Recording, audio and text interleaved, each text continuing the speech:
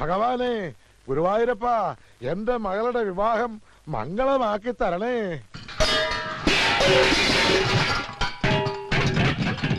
ഇവിടെ വലിച്ചു വാരിയിടാനല്ല പറഞ്ഞത്. ആർക്കും ഒന്നിലും ഒരു ശ്രദ്ധയുമില്ല. തനിയൊന്നേ വരുന്നേ. താനാണോ ഇവിടുത്തെ ദേഹണ്ണക്കാരൻ? അതെ. വീട്ടുമുറ്റത്ത് വെച്ച് ആണോടോ ദേഹണ്ണം? അല്ല, പിൻഭാഗത്താ. എന്നാ പിന്നെ വാചോടിച്ചിരിക്കാതെ ചെമ്പും കലവും ചട്ടവും കൊടുത്ത് അപ്പുറത്തോണ്ട് വെക്കണോ? ഓഹോ.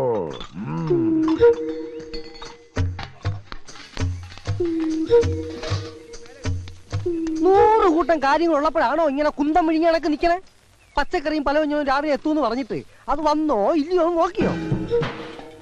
ദൂരെ നിന്ന് വരുന്നവർക്കുള്ള താമസ സൗകര്യം ഏർപ്പാടാക്കിയോ?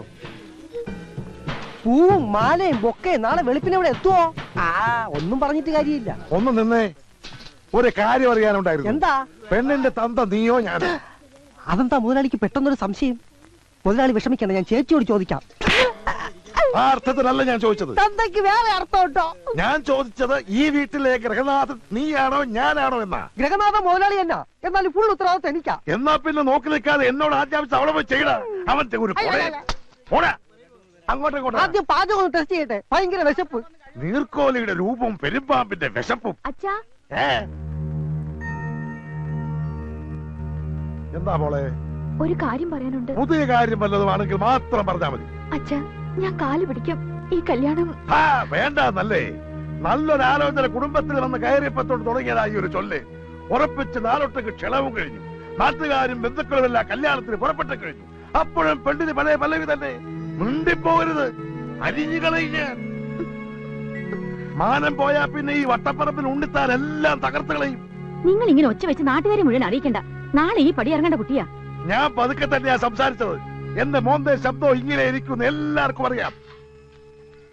എന്താ അത്ര ബഹളം? ഒരല്പം കുടുംബകാരി എന്റെ മോളും ഭാര്യയായിട്ട് പങ്കുവെച്ചതാ. എന്താ കുഴപ്പമുണ്ടോ? എനിക്ക് മനസ്സിലായി. എന്ത്? പെണ്ണിന്റെ അച്ഛനാരാണെന്ന് ചേച്ചിയോട് പോയി ചോദിച്ചില്ലേ?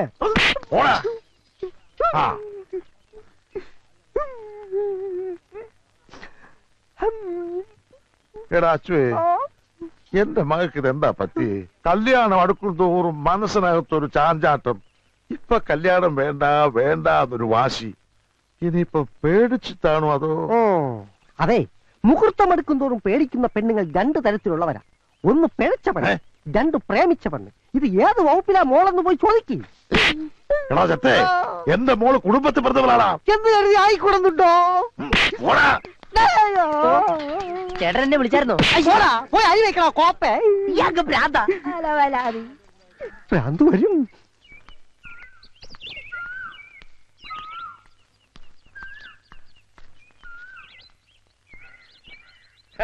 നാട്ടിലോരോ പ്രായപൂർത്തിയായ പെൺകുട്ടികളുടെ കല്യാണം കഴിയും തോറും മനസ്സിന് എന്തൊരാശ്വാസം. അന്യരുടെ മക്കളുടെ കാര്യത്തിൽ നിങ്ങൾക്ക് എന്തിനാ ഇത്ര വേവലാതി? വേവലാതി നമ്മുടെ മോന്റെ കാര്യത്തിലാ. പ്രേമിച്ചേ കല്യാണം കഴിക്കൂ, പ്രേമിച്ച പെണ്ണിനെയും കൊണ്ട് ഒളിച്ചോടുന്നൊക്കെ ജോത്സ്യനവരെ ജാതകം നോക്കി പറഞ്ഞില്ലേ? അപ്പൊ തുടങ്ങിയത് അഞ്ച് ടെൻഷൻ. നിങ്ങളുടെ ഒരു കാര്യം. എപ്പോഴാ കല്യാണം വീട്ടിൽ പോണേ? അതൊക്കെ വൈകുന്നേരം ആവാം. മനസ്സിലായി. അപ്പോഴാകുമ്പോ കൂട്ടുകാരനൊന്ന് ചടിച്ചു മിനുങ്ങാലോ. ഉണ്ണിത്താരുമായിട്ട് അങ്ങനെ കമ്പനി കൂടാൻ പ്രത്യേകിച്ച് സമയമൊന്നും നോക്കണ്ട, എപ്പോഴാവാം. ഞാനൊരു നേരം പോക്ക് പറഞ്ഞാണേ. പിന്നെ സരസ്വന് എന്തെങ്കിലും കൊടുക്കണ്ടേ? ഒരു പവന്റെ ഒരു മോതിരം തന്നെ ആയിക്കോട്ടെ. ഓ, കട തുറക്കാൻ നേരം പോയി. നിങ്ങൾ കടന്ന് കയറ് പൊട്ടിക്കണ്ട, അവൻ പോയിട്ടുണ്ട് കട തുറക്കാൻ. എന്റെ ഈശ്വര, അവൻ പോയോ? ഈ ലേഡി സ്റ്റോറിന്റെ സ്ഥാനത്ത് വല്ല വളണ്ടിപ്പോ ആയിരുന്നെങ്കിൽ നമ്മുടെ മോൻ പോവായിരുന്നോ? പെണ്ണുങ്ങളുമായിട്ട് കൊഞ്ചിക്കൊഴയാലോ. നിങ്ങൾ ഇങ്ങനെ പേടിച്ച് പേടിച്ച് കൂട്ടിലിട്ട പോലെ വളർത്തുന്ന കുട്ടിയല്ലേ അവൻ. ഒരു പെങ്കൊച്ചിന്റെ മുഖത്ത് പോലും നോക്കില്ല. നരസിംഹം വളകൾ അണിയുമ്പോ ഈ കഴിക്കുന്നൊരു ഭംഗിയാന്ന് നോക്കിയേ. വേദനിച്ചോ?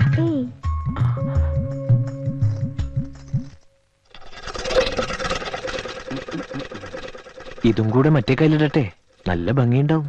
അത് കാശൊരു പ്രശ്നമാക്കണ്ട, പിന്നെ വരുമ്പോ തന്നാ മതി. ആദ്യം മനോഹരമായ കൈകളിൽ ഈ വളകൾ കിടക്കട്ടെ. അവളെ കൈ വിട്ടെ, വിടറാ. അവളെ ഇങ്ങനെ പോടാ. മോളെ കൈമുട്ടി നീട്ടിയേ. കാശൊക്കെ കയ്യിലുണ്ടല്ലോ.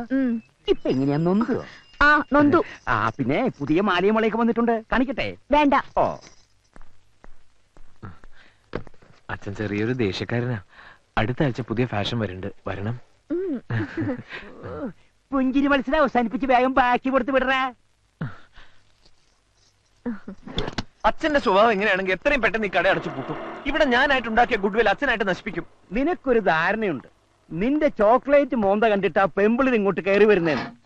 കച്ചവടം ചെയ്ത് ലാഭം കൊയ്യാതെ പെണ്ണിന്റെ മോന്തയുടെ ചന്തം നോക്കി നിക്ക. പൈസ പിന്നെ തന്നാവെന്ന് പറയാൻ അവൾ ആരാ? നിന്റെ അമ്മായിയുടെ മോള. കടയിൽ വരുന്ന കസ്റ്റമേഴ്സിനോട് ഒരു അല്പം മാന്യത കാണിച്ചതാ ഞാൻ ചെയ്ത തെറ്റ്. ഈ വളയിടൽ പരിപാടി എന്റെ മോന് പറ്റിയതല്ല. ഏൽപ്പിച്ച ജോലി അങ്ങോട്ട് ചെയ്താ മതി. കാശ് എണ്ണി വാങ്ങിച്ച് പെട്ടിയിലിടുക, ബാക്കി കറക്റ്റ് ആയിട്ട് അങ്ങോട്ട് കൊടുക്ക. മുതലാളി എത്തിയല്ലോ. സമയത്തിന് കടയിൽ വരാൻ നിനക്ക് വല്ല ബുദ്ധിമുട്ടുണ്ടെങ്കിലേ ഇനി വരണമെന്നില്ല. സത്യത്തില് കടയിൽ നിർത്താൻ നല്ലത് പെമ്പിള്ളേരാ. കൃത്യസമയത്ത് വരും, നന്നായിട്ട് ജോലിയും ചെയ്യും, പിന്നെ ഇടയ്ക്കിടയ്ക്കുള്ള ചായ കുടിക്കാൻ പോക്കൂല്ല. എന്നാ പിന്നെ നിർത്തിക്കൂടെ? അതിന് നിന്റെ ജാതകം സമ്മതിക്കണ്ടേ? എന്റെ അച്ഛ, ഒരു ഒളിച്ചോട്ട് എന്തായാലും എന്റെ ജീവിതത്തിൽ അച്ഛൻ പ്രതീക്ഷിക്കണ്ട. വേണ്ട. നീ എന്താ ഇങ്ങനെ നോക്കി നിക്കണേ? ചെന്ന് ഇന്നലത്തെ സ്റ്റോക്ക് നോക്കണ. എനിക്ക് 2 ദിവസത്തെ അവധി വേണം, അത് പറയാനാ വന്നേ. നിന്റെ വിഷമവും സങ്കടമൊക്കെ എനിക്ക് മനസ്സിലായി. നാളെ കല്യാണം നടക്കാൻ പോകുന്നൊരു പെണ്ണിനെ ഓർത്ത് ദുഃഖിച്ചിട്ട് എന്താടാ കാര്യം? എനിക്ക് അവളെ പിരിയാൻ വയ്യടാ. ഷേ, എന്താടാ ഇത്? എടാ, തന്റെ ആയിട്ടുള്ള ആമ്പിള്ളേർക്ക് പറഞ്ഞിട്ടുള്ള പ്രേമമൊക്കെ എനിക്കറിയേണ്ടത് നിനക്കതുണ്ടോന്ന്. എനിക്ക് പ്രേമമുണ്ട്. പ്രേമല്ലടാ കുന്തമേ, തന്റെ ഉണ്ടോന്നാ ചോദിച്ചത്. വട്ടപ്പറമ്പിൽ ശ്രീധരൻ ഉണ്ണിത്താന്റെ പണത്തിനും പ്രതാപത്തിനും മുന്നിൽ എന്റെ തന്റെ ഇടം വില പോവില്ല. ഒരു ലേഡി സ്റ്റോറിലെ സെയിൽസ്മാന് അയാളുടെ മകളെ ചോദിക്കാൻ എന്താ അവകാശം? നിന്റെ യുക്തിവാദമൊക്കെ അവിടെ നിൽക്കട്ടെ. എനിക്കറിയേണ്ടത് നിന്നോടൊപ്പം ഇറങ്ങി വരാനുള്ള സ്നേഹം അവൾക്കുണ്ടോന്നാ. അതവള് പല പ്രാവശ്യം പറഞ്ഞിട്ടുള്ളതാ. എന്നിട്ട് നീ ഇതൊക്കെ മുഹൂർത്ത നേരത്തെ ആലോചിച്ചിട്ട് എന്താ കാര്യം? എടാ, നിന്നെ പോലെ നട്ടലില്ലാത്ത കാമുകന്മാരെ ഇങ്ങനെ പല പെൺകുട്ടികളുടെയും ഫ്യൂച്ചർ തൊലക്കുന്നത്. മറ്റുള്ളവരുടെ കാര്യത്തിൽ അത് പറയാം, സ്വന്തം കാര്യം വരുമ്പോ അറിയാം. എനിക്ക് അവളെ കിട്ടാൻ എന്തെങ്കിലും ഒരു വഴി പറഞ്ഞാടാ. ധൈര്യമുണ്ടോ നിനക്ക്? കുറേശ്ശെ. എന്നാ നാളെ രാവിലെ നീയും അവളും കൂടെ സ്ഥലം വിടുന്നു. എങ്ങോട്ട്? അത് കണ്ടെത്തേണ്ടത് നീയാണ്. നാളെ രാവിലെ വരെ അതിനുള്ള സമയമുണ്ട്.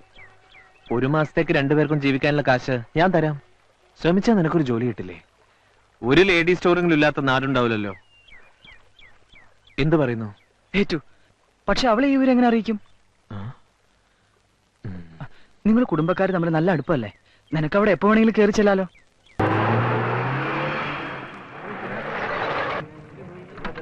അല്ല, വലിയ കുറുപ്പും കൊച്ചു കുറുപ്പും ഒന്നിച്ചാണല്ലോ.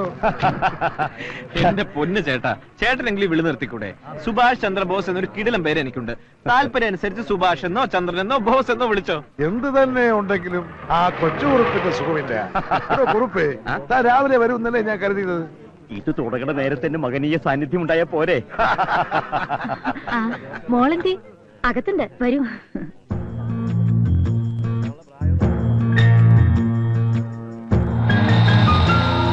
ഇത് ഞങ്ങളുടെ വക. വരൂ, എന്തെങ്കിലും കഴിച്ചിട്ട് സംസാരിക്കാം. ഈ കോളാസ് എടുത്ത് ഓരോന്ന് അങ്ങോട്ട് കൊടുത്തേ.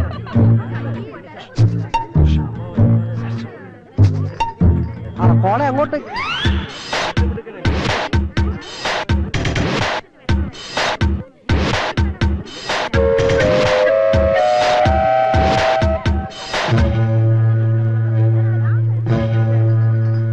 മോടെ വിവാഹത്തെ കുറിച്ച് എനിക്ക് ഒരുപാട് സ്വപ്നങ്ങൾ ഉണ്ടായിരുന്നു.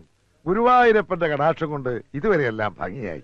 നല്ല വരൻ, ഉയർന്ന ഉദ്യോഗം, 5 അക്ക ശമ്പളം, കൂടാതെ നല്ല തറവാടിയും. എന്നാലും കെട്ടുകഴിഞ്ഞാൽ തന്റെ മോൾ അങ്ങ് ദൂരേക്ക് പോവില്ലേടോ? ഒരേ ഒരു മകളെ ഉള്ളെന്ന് കരുതി പെണ്ണ് വീട്ടിൽ കയറി താമസിക്കുന്ന ഏതെങ്കിലും ഒരു കോന്തിന് കെട്ടിച്ചു കൊടുത്താൽ വട്ടപ്പറമ്പിൽ ശ്രീധരനുണ്ടെത്താന് പിന്നെ എന്താണ് ഒരു വില? ജനിച്ചത് മകളാണെങ്കിൽ പിരിയേണ്ടി വരും. ആ